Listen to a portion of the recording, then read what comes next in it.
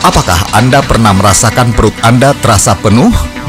Seperti diisi oleh balon gas dan perlahan-lahan memaksa untuk keluar melalui kerongkongan? Mungkin Anda mengalami gangguan asam lambung. Asam lambung merupakan cairan asam alami yang diproduksi untuk mengaktifkan enzim yang berguna untuk pencernaan. Namun, pola makan dan gaya hidup yang tidak sehat seperti makan yang terburu-buru, tidur setelah makan, hingga kebiasaan merokok dan alkohol dapat meningkatkan produksi asam lambung yang berlebihan. Kenali gejalanya berikut ini.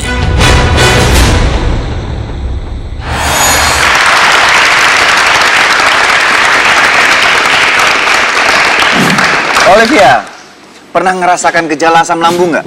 Cukup sering ya. Biasanya yang dirasakan berupa apa? Muntah, mual, atau nyeri di tempat tertentu? Sampai muntah sih enggak, tapi lebih merasa kayak gas yang naik sampai ke atas dan Kerongkongan itu ya. rada perih. Biasanya yang dilakukan oleh Olivia selain obat ya?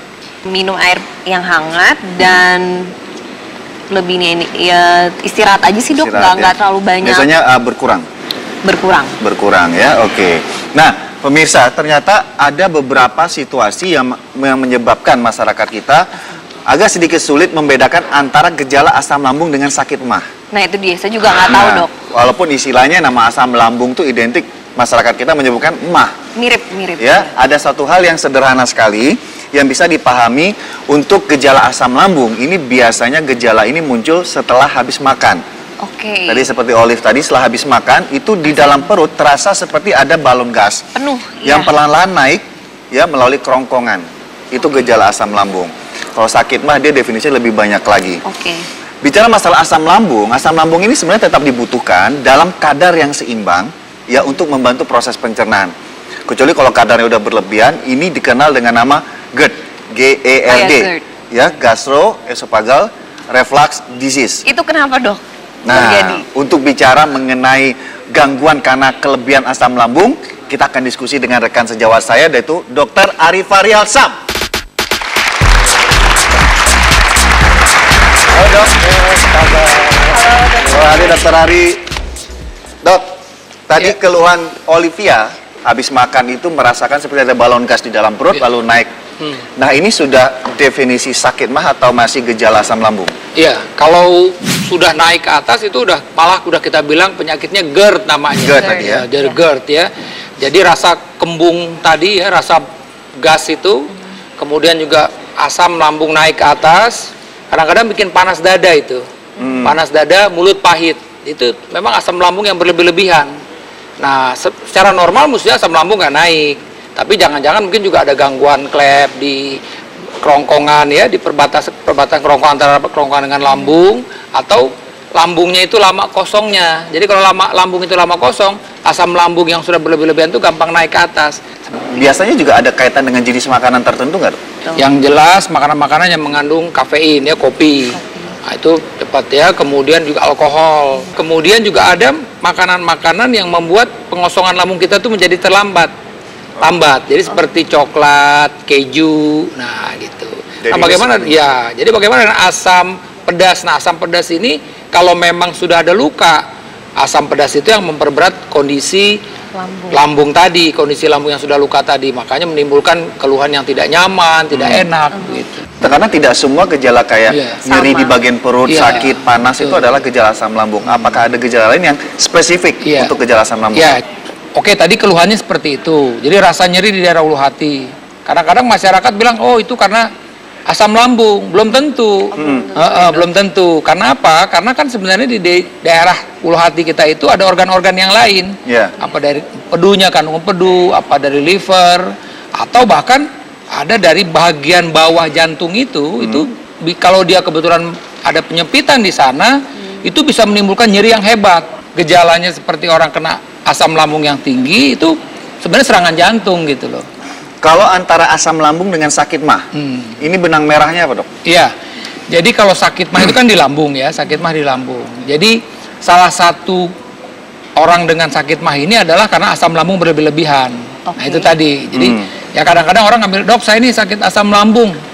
tinggi, itu sebenarnya karena sakit mahnya itu gitu. Situasi yang Olivia bahwa dengan mengkonsumsi air putih hangat kemudian istirahat, keluhan ini berkurang. Nah, iya. Atau beberapa case atau kasus masyarakat mengkonsumsi obat untuk menyeimbangkan kondisi asam.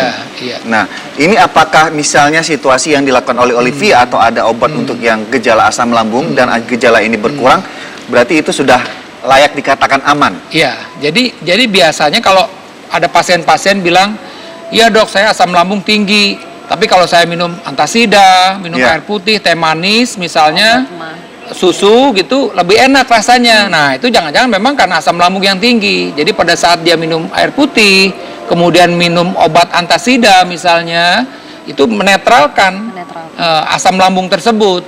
Tapi produksi asam lambungnya tidak ditekan oleh obat-obat tersebut, oleh makanan tersebut. Saya mau nanya dok, kalau anak-anak bisa nggak ya dok kena penyakit asam lambung atau mah? Jadi bisa kena semua, anak-anak ya? juga bisa. Saya cenderung sekarang mendapatkan anak-anak 12 tahun, 13 tahun itu udah mempunyai masalah dengan lambungnya. Itu tadi, karena ya pola makan, ya fast food, belum lagi cenderung anak-anak kita ini kan juga senang yang pedes-pedes ya. Bicara masalah makanan ini Olivia, kita ingin memberikan beberapa tips untuk pemirsa di rumah dan juga di studio, beberapa makanan yang sebaiknya dikonsumsi dan sebaiknya dihindari, terutama untuk penderita dengan gejala asam lambung. Yuk Dokter Ari sama Olive ke sini, ke meja. Ini ada beberapa sumber makanan yang bisa mengurangi gejala asam lambung saat asam lambung itu terjadi. Ini adalah yang pertama adalah susu ya dok ya? Susu, tapi ini susunya mesti yang susu yang low fat. Low fat, iya. Jangan susu yang full cream, karena kalau susu full cream kan lemaknya tinggi. Justru nanti akan membuat rasa tidak nyaman itu.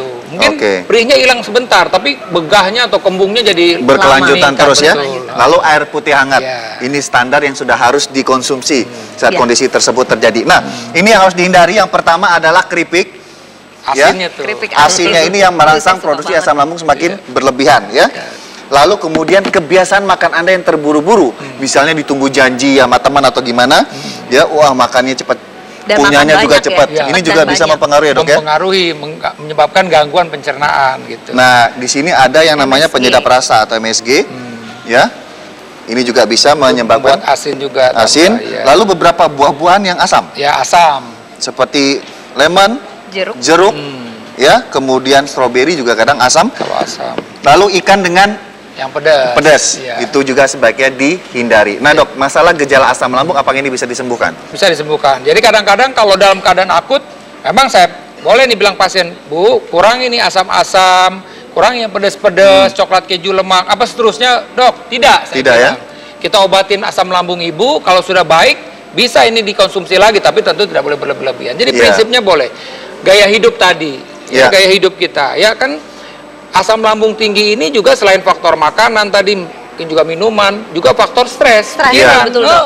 Belum tentu semua asam lambung itu karena telat makan. Iya, pengendalian diri itu yang penting. Nah, masalah kesembuhan tentunya selain Anda bisa lakukan terapi pencegahan seperti yang sudah kami sampaikan tadi, ya.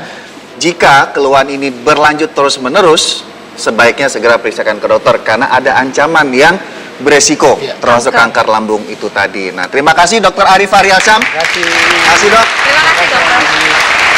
Setelah ini ada satu yang jarang sekali, udah lama sekali saya tidak membawakan di Dr. Ros Indonesia, yaitu masalah mitos atau fakta. Jangan kemana-mana, tetap di Dr. Ros Indonesia.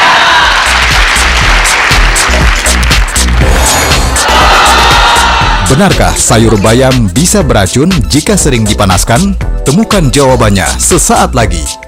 Kenapa? Dengan proses pemanasan ini biasanya kandungan vitamin dan mineralnya mulai